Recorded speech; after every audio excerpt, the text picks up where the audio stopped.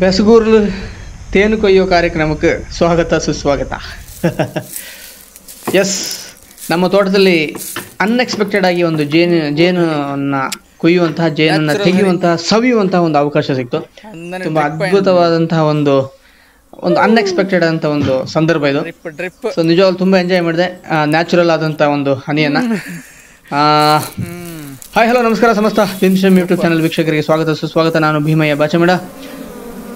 ಒಂದು ಸುಂದರವಾದಂಥ ವಿಡಿಯೋ, ಪ್ರಕೃತಿಯ ಮಡಿಲಲ್ಲಿ ಸಿಕ್ಕಂಥ ಒಂದು ವಿಡಿಯೋ. ಪ್ರಪಂಚದ ಅಥವಾ ಈ ಭೂಮಿ ಮೇಲಿನ ಅತ್ಯಂತ ಮೌಲ್ಯಯುತವಾದಂತಹ ಒಂದು ಜೀವಿಗಳ ಜೊತೆ ಒಂದಷ್ಟು ಸಮಯ ಕಳೆಯುವಂಥ ಒಂದು ಸ್ವಲ್ಪ ಕ್ಯೂಟ್ ಆದಂಥ ಒಂದು ವಿಡಿಯೋ. ಸಂಪೂರ್ಣವಾಗಿ ನಿರುಪದ್ರವಿ ಕೀಟಗಳಿವು, ನಿರುಪದ್ರವಿ ಪ್ರಾಣಿಗಳಿವು. ನೀವೇ ನೋಡಿದ್ರಲ್ಲ, ಕ್ಯಾಮರಾನೇ ಅವುಗಳ ಗೂಡು ಒಳಗಡೆ ಹಾಕಿದೆ, ಜೇನು ಗೂಡಿನ ಒಳಗಡೆ. ಏನೂ ಮಾಡಲಿಲ್ಲ. ಅಂದರೆ ಅವುಗಳಿಗೆ ತೊಂದರೆ ಕೊಟ್ಟರೆ ಮಾತ್ರ ಅವುಗಳು ಮಾಡ್ತವೆ, ಆದರೆ ಇಲ್ಲಾಂದರೆ ಏನೂ ಮಾಡಲ್ಲ. ಸೊ ತುಂಬ ಟೇಸ್ಟಿಯಾಗಿತ್ತು. ನ್ಯಾಚುರಲ್ ಅಂತ ಜೇನು ಅಲ್ಲೇ ತೆಗೆದು ಅಲ್ಲೇ ಕೊಯ್ದು ಅದನ್ನು ತಿಂತಾ ಇರೋದು. ಸೊ ಈ ವಿಡಿಯೋನ ದಯವಿಟ್ಟು ಪ್ರತಿಯೊಬ್ಬ ರೈತರು ನೋಡಲೇಬೇಕಾದಂಥ ವಿಡಿಯೋ, ಪ್ರತಿಯೊಬ್ಬ ವ್ಯಕ್ತಿಯೂ ಸಹ ನೋಡಲೇಬೇಕಾದಂಥ ವಿಡಿಯೋ. ನಿಮಗೇನಾದರೂ ಇದರ ಬಗ್ಗೆ ಕುತೂಹಲ ಇದ್ದರೆ ಖಂಡಿತವಾಗ್ಲೂ ಈ ವಿಡಿಯೋನ ತಪ್ಪದೆ ನೋಡಿ. ಹಾಗೆ ನನ್ನ ಚಾನಲ್ನ ಸಬ್ಸ್ಕ್ರೈಬ್ ಮಾಡಲಿಕ್ಕೆ ಮರಿಬೇಡಿ. ಹಾಗೆ ದೊಡ್ಡ ಮಟ್ಟದಲ್ಲಿ ಈ ವಿಡಿಯೋನ ಶೇರ್ ಮಾಡಿ ಅಂತ ಮತ್ತೊಮ್ಮೆ ಜೇನು ತೆಗೆಯುವ ಕಾರ್ಯಕ್ರಮಕ್ಕೆ, ಜೇನು ಕೊಯ್ಲಿನ ಕಾರ್ಯಕ್ರಮಕ್ಕೆ ಸ್ವಾಗತ. ಜೇನುಹುಳುಗಳು ನಿಜವಾಗ್ಲೂ ಈ ಭೂಮಿಯ ಮೇಲಿನ ಅತ್ಯಂತ ಮೌಲ್ಯಯುತ ಜೀವಿಗಳು ಅಂತ ಇದನ್ನು ಕನ್ಸಿಡರ್ ಮಾಡಲಾಗಿದೆ. ತುಂಬ ವ್ಯಾಲ್ಯೂಬಲ್ ಇನ್ಸೆಕ್ಟ್ಸ್ ಆನ್ ಅರ್ತ್. ದಿನವೊಂದಕ್ಕೆ ಸುಮಾರು 2000 ಹೂಗಳಿಗೆ ಪರಾಗಸ್ಪರ್ಶವನ್ನು ನಡೆಸುವಂತಹ ಏಕೈಕ ಜೀವಿ ಇದು. ಜೇನುಹುಳಗಳು ಇಲ್ಲ ಅಂದರೆ ನಮ್ಮ ಜೀವನ ಅಲ್ಲಿಗೆ ಮುಗೀತು, ಮನುಷ್ಯನ ಜೀವನ ಅಲ್ಲಿಗೆ ಮುಗೀತು. ಯಾವ ಬೆಳೆಯಲು ಸಹ ಹೂವು ಕಾಯಿ ಹಣ್ಣಾಗಿ ಮಾರ್ಪಡೋದಕ್ಕೆ ಸಾಧ್ಯನೇ ಇಲ್ಲ. ಪ್ರಪಂಚದ ಒಟ್ಟು ಆಹಾರ ಉತ್ಪಾದನೆಯಲ್ಲಿ ಶೇಕಡ 70ಕ್ಕಿಂತ ಅಧಿಕ ಬೆಳೆಗಳು ಜೇನುಹುಳುಗಳ ಪರಾಗಸ್ಪರ್ಶ ಕ್ರಿಯೆಯ ಮೇಲೇ ಡಿಪೆಂಡ್ ಆಗಿದೆ. ತುಂಬ ಗಮನಿಸಬೇಕಾದಂಥ ವಿಚಾರ. ಜೇನುಹುಳುಗಳನ್ನ ದಯವಿಟ್ಟು ಯಾರು ತೊಂದರೆ ಕೊಡಬೇಡಿ. ತುಂಬ ಸೂಕ್ಷ್ಮವಾಗಿ ಆ ಜೇನು ಕೊಯ್ಯುವಂಥ ಕಾರ್ಯಕ್ರಮ ಮಾಡಿ ನೋಡಿ. ಒಬ್ಬ ಸಾಮಾನ್ಯ ವ್ಯಕ್ತಿ ಎಷ್ಟು ಒಂದು ಸೂಕ್ಷ್ಮತೆಯಿಂದ ಆ ಜೇನನ್ನು ಕೊಯ್ಯುವಂಥ ಪ್ರಕ್ರಿಯೆಯಲ್ಲಿ ತೊಡಗಿದ್ದಾನೆ ಅಂತ. ಶೇಕಡ 99% ಒಂದೇ ಒಂದು ಜೇನುಹುಳಿಗೂ ಕೂಡ ಅಲ್ಲಿ ತೊಂದರೆ ಆಗಲಿಲ್ಲ. ನಾನು ಅದನ್ನು ಕಣ್ಣಾರೆ ನೋಡ್ತಾ ಇದ್ದೆ. ಕೇವಲ ಒಂದು ಬೀಡಿ ಹೊಗೆಯನ್ನು ಅದರ ಮೇಲೆ ಬಿಡ್ತಾ ಇದ್ದ. ನೀಟಾಗಿ ಎಷ್ಟು ಬೇಕು ಅಷ್ಟೇ ಪೊಟಾರಿಯನ್ನು ಇದು ಮಾಡಿ ಅಷ್ಟು ನಮ್ಮ ತೋಟಕ್ಕೆ ಕೆಲಸಕ್ಕೆ ಬಂದಂತಹ ವ್ಯಕ್ತಿ ತೆಗೆದಿರೋಂಥದ್ದು. ತುಂಬ ಸೂಕ್ಷ್ಮವಾಗಿ, ಅದೇ ಹೇಳಿದ್ನಲ್ಲ, 99% ಒಂದೇ ಒಂದು ಜೇನುಹುಳಗೂ ಸಹ ಅಲ್ಲಿ ತೊಂದರೆ ಆಗಲಿಲ್ಲ. ಅಷ್ಟು ಸೂಕ್ಷ್ಮವಾಗಿ ತೆಗೆದ. ಜೇನುಹುಳಗಳಿಗೆ ಹಾನಿ ಆಗದಂತೆ ಜೇನು ತೆಗೆಯುವಂಥದ್ದು ಸಹ ಒಂದು ನಿಜವಾಗ್ಲೂ ಅದ್ಭುತವಾದಂತಹ ಒಂದು ಕ್ರಿಯೆ. ಅದು ಟೆಕ್ನಿಕ್ ಎಲ್ಲರಿಗೂ ಬರಲ್ಲ.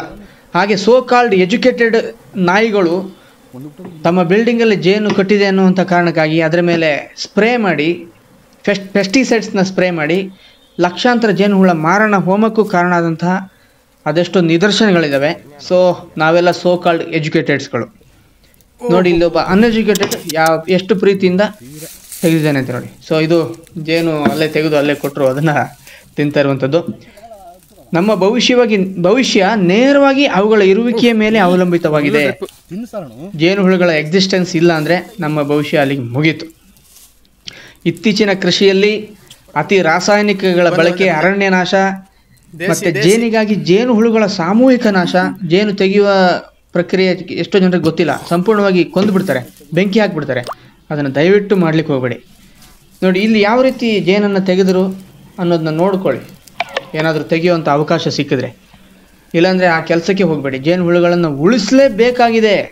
ನಮ್ಮ ಭವಿಷ್ಯ ಜೇನುಹುಳುಗಳ ಒಂದು ಇರುವಿಕೆಯ ಮೇಲೆ ಅವಲಂಬಿತವಾಗಿರೋದು ತುಂಬಾ ಸತ್ಯವಾಗಿರತಕ್ಕಂಥ ಒಂದು ವಿಚಾರ. ಜೇನುಹುಳುಗಳ ಭವಿಷ್ಯದ ದೃಷ್ಟಿಯಿಂದ ಈ ಥರ ಯಾವುದೇ ರೀತಿಯ ರಾಸಾಯನಿಕಗಳ ಬಳಕೆ ಇದೆಲ್ಲ ಕಡಿಮೆ ಆಗಲೇಬೇಕಾಗಿದೆ. ಸೊ ಜೇನುಹುಳುಗಳು ವರ್ಷವಿಡೀ ಕ್ರಿಯಾಶೀಲ ಆಗಿರುತ್ತವೆ. ಪ್ರತಿ ಕುಟುಂಬದಲ್ಲೂ ರಾಣಿ ಹುಳಿನ ಜೊತೆ ಸುಮಾರು 70,000 ಕೆಲಸಗಾರ ಹುಳುಗಳಿರ್ತವೆ. ಅವುಗಳ ಜೀವಿತಾವಧಿ ಬರೀ 30 ರಿಂದ 60 ದಿನಗಳು ಅಷ್ಟೇ. ರಾಣಿ ಹುಳ ಒಂದು ವರ್ಷದಷ್ಟು ಬದುಕಬಹುದು. ಆದರೆ ಪ್ರತಿ ಜೇನುಹುಳುಗಳು 30ರಿಂದ 60 ದಿನಗಳಷ್ಟೇ ಅದರ ಜೀವಿತಾವಧಿ. ಅಷ್ಟೊಂದು ಕಡಿಮೆ ಜೀವಿತಾವಧಿಯಲ್ಲಿ ಇಂಥ ಅದ್ಭುತಗಳನ್ನು ಸೃಷ್ಟಿ ಮಾಡಿ ಜೇನುಹುಳುಗಳು ಹೊರಟೋಗ್ತವೆ. ಸೊ ನಾವು ನಿಜವಾಗ್ಲೂ ಈ ಜೇನುಹುಳುಗಳಿಗೆ ಕೃತಜ್ಞತೆಯಿಂದ ಸ್ಮರಿಸ್ಕೊಳ್ಬೇಕಾಗಿದೆ. ಅವುಗಳ ಉಳಿವಿಗೆ ನಾವು ಪ್ರಯತ್ನ ಪಡಬೇಕಾಗಿದೆ. ಜೇನುಹುಳುಗಳ ಮ್ಯೂಸಿಕ್ ಕೂಡ ನೀವಿಲ್ಲಿ ಕೇಳ್ಬೋದು. ಜೇನುಹುಳುಗಳ ಮ್ಯೂಸಿಕ್ ಕೇಳಿ ಒಂಥರ ಖುಷಿ ಆಗುತ್ತೆ ನೋಡಿ. 90% ಒಂದೇ ಒಂದು ಜೇನುಹುಳುಗೂ ಕೂಡ ಇಲ್ಲಿ ತೊಂದರೆ ಆಗಲಿಲ್ಲ. ಬಸ್ಟ್ ಆ ಜರಿನ ಮಾತ್ರ ತೊಗೊಂಡು ಆ ಜೇನನ್ನು ಸೌದ್ವಿ. ಸೊ ಇವುಗಳು ಮತ್ತು ಇನ್ನೊಂದು ಜೇನನ್ನು ಕಟ್ಟುವಂಥ ಒಂದು ಪ್ರಕ್ರಿಯೆಯಲ್ಲಿ ತೊಡಗಿಕೊಳ್ತವೆ ನೋಡಿ. ಎಲ್ಲೂ ತೊಂದರೆ ಆಗಲಿಲ್ಲ ಜೇನುಹುಳುಗಳಿಗೆ. ಅದೇ ಟೆಕ್ನಿಕ್. ಜೇನುಹುಳುಗಳನ್ನು ನಾಶ ಮಾಡುವಂಥ ಅದೆಷ್ಟೋ ಜನಗಳಿದ್ದಾರೆ. ಬಟ್ ಅವರಿಗೆಲ್ಲ ಈ ವಿಡಿಯೋ ನೋಡಿದ್ರೆ ಸ್ವಲ್ಪ ಬುದ್ಧಿ ಬರ್ಬೋದು. ಸೋ ಕಾಲ್ಡ್ ಎಜುಕೇಟೆಡ್ಗಳು ಸ್ಪ್ರೇ ಮಾಡಿ ಜೇನುಹುಳುಗಳ ಮಾರಣ ಹೋಮಕ್ಕೆ ಕಾರಣ ಆಗಿದೆ. ಹೀಗೆ ಜೇನುಹುಳುಗಳ ಒಂದಷ್ಟು ವಿಷಯಗಳನ್ನ ನಾನು ನಿಮ್ಮ ಜೊತೆ ಹಂಚ್ಕೊಂಡಿದ್ದೀನಿ. ಸೊ ನಿಜವಾಗ್ಲೂ ಹೇಳ್ಬೇಕಂದ್ರೆ ಭೂಮಿಯ ಮೇಲಿನ ಅತ್ಯಂತ ಮೌಲ್ಯಯುತವಾದಂಥದ್ದು ಜೇನುಹುಳುಗಳು. ತುಂಬ ಕಷ್ಟಪಡ್ತವೆ. ಜೀವನದುದ್ದಕ್ಕೂ ತುಂಬ ಕಷ್ಟಪಟ್ಟು ಪ್ರತಿದಿನ ಕ್ರಿಯಾಶೀಲ ಆಗಿರ್ತವೆ. ಸೊ ಅದೊಂದು ಅದ್ಭುತ ಜೀವಿ ಜೇನುಹುಳ. ಸೊ ದಯವಿಟ್ಟು ಇದನ್ನು ಉಳಿಸುವ ಕಡೆಗೆ ಗಮನ ಕೊಡಿ. ಯಾವ ಕಾರಣಕ್ಕೂ ಜೇನುಹುಳುಗಳ ನಾಶವನ್ನು ಮಾಡಲಿಕ್ಕೆ ಹೋಗಬೇಡಿ. ಇದು ನನ್ನ ಮನವಿ. ರೆಡಿಯಾಗಿ ತಂದಿದ್ದೀವಿ. ಅದು ಕರೆಕ್ಟಾಗಿ ಕೋಇನ್ಸಿಡೆಂಟ್ ಆಗಿ ಹಲಸಿನಕಾಯಿ ರೆಡಿ ಇದೆ. ಸೊ ಹಲಸಿನಕಾಯಿ ಮತ್ತು ಜೇನಿನ ಕಾಂಬಿನೇಷನ್ ಸಕ್ಕತ್ತಾಗಿರುತ್ತೆ. ಸೊ ನೋಡಿ ಹಂಗೆ ಒಂದೇ ಟ್ರಿಪ್ ಹಂಗೆ ಬೀಳ್ತಾ ಇದೆ. ಸೊ ಇದನ್ನು ಒಂದೊಂದೇ ತೊಳೆ ತೊಗೊಂಡು ಮೊದಲು ಈ ತೊಳೆನೆಲ್ಲ ಸಂಪೂರ್ಣವಾಗಿ ಬಿಡಿಸ್ಬಿಟ್ಟು ಅದನ್ನ ಎರಡು ಮಿಕ್ಸ್ ಮಾಡಿ ತಿಂತಾಯಿದ್ರೆ ಬರೀ ಕಾಂಬಿನೇಷನ್ ಸೂಪರ್ ಆಗಿರುತ್ತೆ. ಈಗ ಮಾಡಿ ನೋಡ್ತಾ ಇದ್ದೀರಲ್ಲ, ಇದೆಲ್ಲ ಕೋಇನ್ಸಿಡೆನ್ಸ್. ಜೇನು ಸಿಕ್ಕಿದ್ದು ಕೋಇನ್ಸಿಡೆನ್ಸ್, ಹಲಸಿನಕಾಯಿ ಸಿಕ್ಕಿದ್ದು ಕೋಇನ್ಸಿಡೆನ್ಸ್. ಒಂದೊಂದು ಸೀಸನು ಒಂದೊಂದು ಟೈಮು ಅಷ್ಟೇ. ಇದು ಡೈಲಿ ಇರುತ್ತೆ ಅಂತ ಅನ್ಕೋಬೇಡಿ. ನೋಡಿ ಮೊದಲು ಹೇಳ್ದಂಗೆ ಹಲಸಿನಕಾಯಿ ತೊಳೆನ ರೆಡಿ ಮಾಡಿ ಇಟ್ಟಿದ್ದೀನಿ. ನೋಡಿ ಇಲ್ಲಿ ಜೇನಿನ ಒಂದು ಸಣ್ಣ ತುಂಡು ಇಲ್ಲಿ ಬಿದ್ದಿದೆ ನೋಡಿ. ಫುಲ್ ಸೋರ್ತಾ ಇದೆ ನೋಡ್ತಾ ಇದ್ದೀರಲ್ಲ. ಸೊ ಚಕ್ಕೆಕರು ನೋಡಿ ಹೆಂಗಿದೆ ಅಂತ. ಸೊ ಇದನ್ನು ಈಗ ಅದಕ್ಕೆ ಮಿಕ್ಸ್ ಮಾಡಿ ನೋಡಿ. ಈ ಥರ ಮಿಕ್ಸ್ ಮಾಡಿ ಫುಲ್ ಮಿಕ್ಸ್ ಮಾಡಿಬಿಟ್ಟು ಫಿಲ್ಮಲ್ಲಿ ನೋಡ್ತಾ ಇದ್ದೀರಾ ಅನ್ಕೋತೀನಿ. ಫಿಲ್ಮಲ್ಲೆಲ್ಲ ನೋಡಿರ್ತೀರ ಈ ಸೀನ್. ಸೊ ಇದು ಈಗ ಇಲ್ಲಿ ರಿಯಲ್ ಆಗಿ ನಡೀತಾ ಇದೆ ನೋಡಿ, ಮಜಾ ಮಾಡಿ. ಸೊ ಹೀಗೆ ಕಾಂಬಿನೇಷನ್. ಇಲ್ಲಾಂದರೆ ಈ ಥರ ಅದ್ಕೊಂಡು ಅಪ್ಪಡಿಯೇ ತಿಂತಾಯಿದ್ರೆ ಸಾಕಾಗಿರುತ್ತೆ. ಹಲಸಿನಕಾಯಿ ಮತ್ತು ಜೇನಿನ ಕಾಂಬಿನೇಷನ್ ನಮ್ಮ ಸ್ನೇಹಿತರು ನವೀನ್ ಅಂತ, ಐ ಥಿಂಕ್ ಇವ್ರದ್ದೇ ಕೈವಾಡ ಈ ಜೇನೆಲ್ಲ ಸಿಗಲಿಕ್ಕೆ. ಇವರೇ ಐಡಿಯಾ ಕೊಟ್ಟಿದ್ದು ಈ ಥರ ಹಲಸಿನಕಾಯಿ ಮತ್ತು ಜೇನು ತಿಂದರೆ ಸಖತ್ತಾಗಿರುತ್ತೆ ಅಂತ. ನವೀನ್ ಅವರೇ ಏನಾದರೂ ಹೇಳ್ಬೇಕಾ? ಏನಿಲ್ಲಪ್ಪ, ಸಾಕಾಗಿದೆ. ಇದು ಮೊದಲೇ ಗೊತ್ತಿತ್ತು ಈ ಐಡಿಯಾ? ಗೊತ್ತಿತ್ತು, ನೀವು ಹೇಳ್ಕೊಟ್ಟಿದ್ದಲ್ವಾ?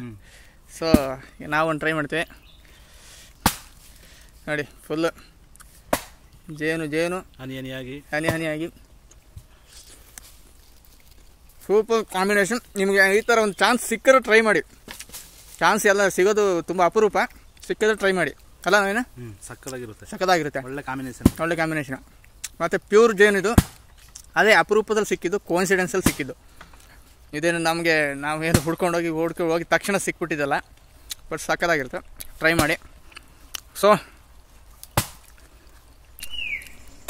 Okay, thank you. ಬಾಯ್.